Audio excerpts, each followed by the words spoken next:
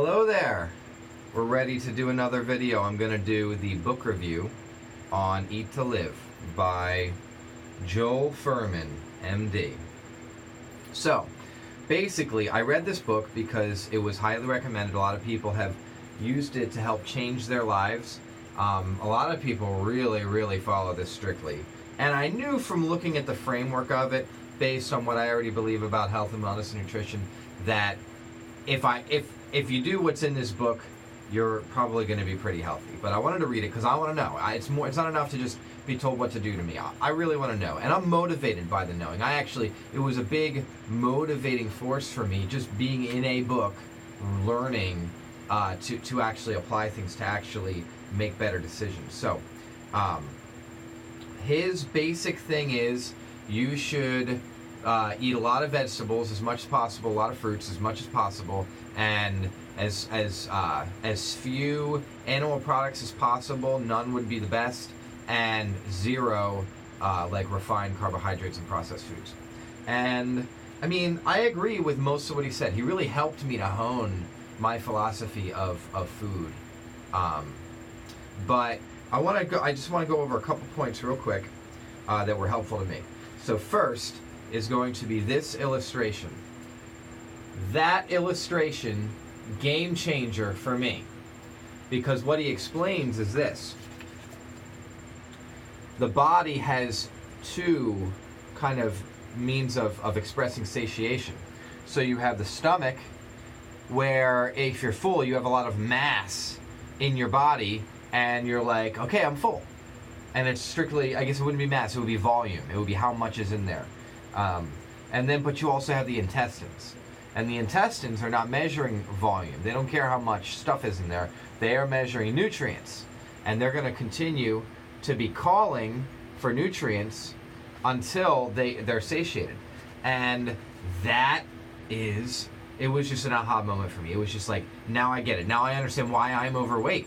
Now I understand why when I was a kid I would be bored because I lived out in the woods and there were no other kids around, and I would sit and watch The Price is Right and eat a bowl of cereal, and then I'd still be hungry, so I eat another bowl of cereal, and I'm bored and I'm kind of hungry, so I eat another bowl of cereal, and I'd be full. I could eat a whole box of cookies and still be hungry, and that's because your intestines are saying, we've received nothing that we need, so keep eating. And in the end, your stomach will cave, your stomach will stretch. You'll just rest a minute and eat some more. I really think that's the process. That's how it happens. People binge eat. They eat as a habit. They eat things that they enjoy the sensation of. That they give you releases hormones that make you feel pleasure. Like sweets and stuff. And they keep doing it. And they're never satiated. They're still hungry. I used to think that people were thirsty. I read an article somewhere that when Americans are so dehydrated that when we're thirsty, we're wrong. We think we're hungry. It feels like we're hungry, and some gland is messed up. And I don't know if it's true or not. It always made sense to me, but I think that this actually makes a lot more sense. I'm not saying it's one or the other. I'm just saying that understanding this, game changer. Okay. Thank you, Dr. Fuhrman. So our next little snippet I want to go over is this. Now, I already knew this. I already knew this from a very informative YouTuber named Thomas DeLauer, but it's very helpful here.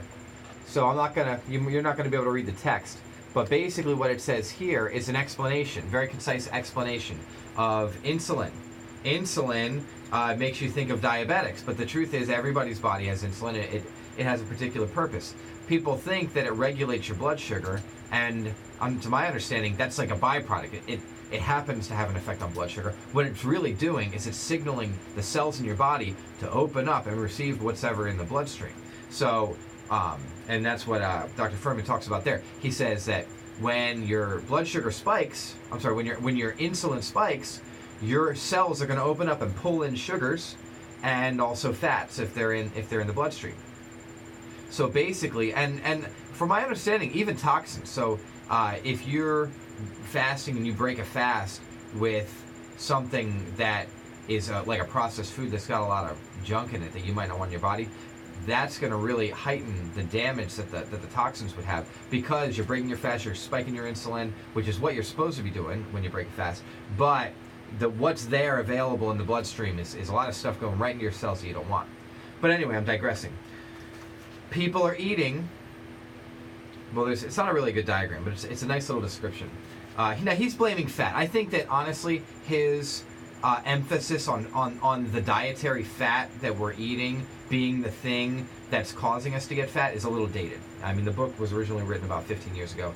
I think that's a little dated. There's a lot of newer science. There's a better understanding really about the intricacies of the human body. And the truth is, the sugar is going to cause the body to create fat just as well. Either one is an energy source, and either one is going to be stored in the body as fat if it's not burnt. So, sometimes carbohydrates can be stored as carbohydrates, but if the excess going to be stored as fat.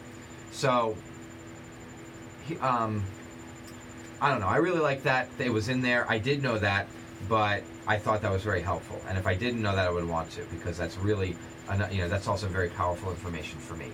That when I say powerful information, I'm saying knowing that changes my decisions. Because honestly, if your decisions don't change, what's the power of knowing? So the next one I want to talk about, I just want to bring up this chapter. This chapter, phytochemicals, also known as phytonutrients. I talk about them at the farmer's market because the microgreens are just riddled with them. So much phytonutrients. Well, you know what phytonutrients means? I mean, he wrote a really good explanation. Now I get it. It's just nutrients that are in plants. Phyto means plants, plant nutrients. And so basically all the nutrients that they haven't discovered yet, they don't know what they are yet, they just call them phytonutrients. And they're really good for you. And we don't even know why yet. So the other thing that Dr. Fuhrman, he really talks basically like most of the nutrients are not discovered yet. So I think he said 5% somewhere in there. Basically, he painted a picture that we're only really understanding a sliver of what the plant nutrients are doing for us. A sliver of the plant nutrients have been isolated and studied, but 95% of it, we haven't even scratched the surface. It's all in there. And when we try to isolate nutrients and make supplements and things to put them into our body, it's not having the same effect. One, you're isolating a nutrient when it could have been another phytonutrient. Two, they work together. There's a synergy. Basically, and these are not his words, this is kind of my way of saying it. Plant foods are irreducibly complex. That's why you want to eat whole foods. You want to eat a whole food. You don't want to just strip away the husk of wheat or something and get the carbohydrates inside. You want to, if there's a food, that food's designed to be eaten in all of it. It's got all the stuff you need. Of course, you would need the peel of a banana, but the idea is edible food is irreducibly complex, and it's all the stuff in there works together, and we're hurting rather than helping when we try to take it apart. It's not something we can deconstruct. Now, it's an interesting thing because the case he makes for plant foods, being irreducibly complex, I'll tell you right now, I buy it. I am 100% on board. I believe that. And that belief is going to change my decisions.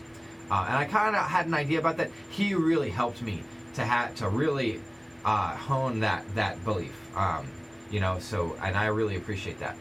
But I've heard that case made about animal foods. I've heard that case made about meats, about animal products, about eggs. Not really about dairy, but basically, 15 years ago was 15 years ago. If they have discovered things that, I don't know, it's just plausible to me that if plant foods are irreducibly complex, animal foods, which is another biological organism that's designed a particular way, it's also going to be irreducibly complex. So I'm not saying that you should eat meat. I'm saying that I have a strong feeling that there's stuff in meat. I mean, there's enzymes in meats that are not in plants. That's actually what makes the microgreens such a great product for vegans, because they have up to 100 times the enzymes that the mature plants would have. I mean, you can get your enzymes apart from meats, I guess, or your body will produce them, except that it's been spoon-fed animal products your whole life, so not used to producing them.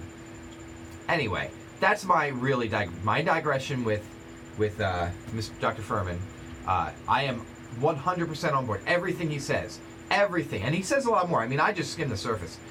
He talks about the fiber implants making you fuller, helping you to feel satiated. The fiber implants detoxifies your digestive system. We need hours to talk about what's in this book and about how plants are good for you. Where I disagree with him is I'm not buying the things he says that you shouldn't eat meats. He just doesn't make the strong case for that he makes for that you should eat the vegetables. And one thing he talks about is, in this next chapter, is he calls it the dark side of animal protein. Now, I've had people tell me that before, and I'm sure they read Dr. Fuhrman's book, or they read the China study, which is basically what Dr. Fuhrman discusses.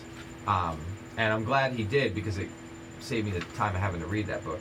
But I've heard that statement made. I've never heard anyone really make a plausible case for it, and Dr. Fuhrman really didn't hear, because it all boils down to these ancient cultures, these people groups that I guess were in different parts of the world. The China study was like that, and there's others where it all basically goes like this.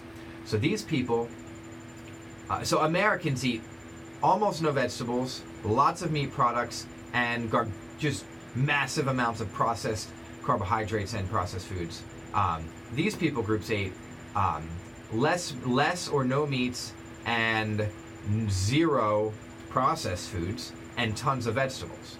So, and he basically said that the less meat you had and the less processed foods you had, the healthier they were.